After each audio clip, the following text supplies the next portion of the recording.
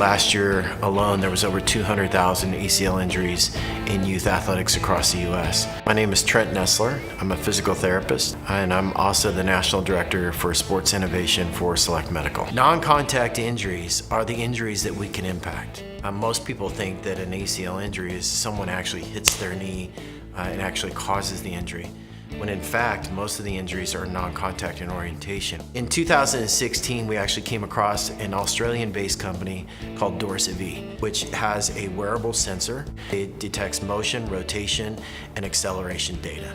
We were able to take their technology and program our movement assessment into their technology. We take the people through a series of motions. We use these 3D wearable sensors on them. We put them in a series of core tests. We test them in a squat, and then we put them on their shins, and then we test them in single limb performance. One of the things that we need to do is measure single limb stability, because sports is single limb.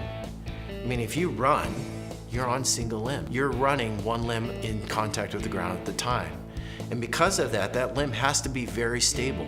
When your heel contacts the ground and you're in mid stance, you've got to have stability of your hip, you've got to have stability of your knee. The other thing that we needed to look at, and the literature was very clear on, is the core. And how stable is your core? Because quite honestly, if your core is unstable, your quads and your hamstrings, they can't pull with maximal force. You can't produce maximal force in a baseball pitcher if your core is weak and sloppy. So we had to have in a way that we could actually measure core stability.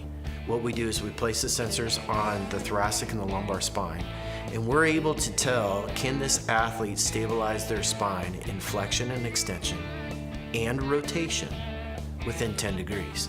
10 degrees of motion in athletic events is big. So if your athlete is running down the field and their lumbar spine is rotating every single time that they run, guess what that athlete ends up with? Low back pain, SI joint pain. So what we're able to do is we're actually able to track and see, can they stabilize their spine?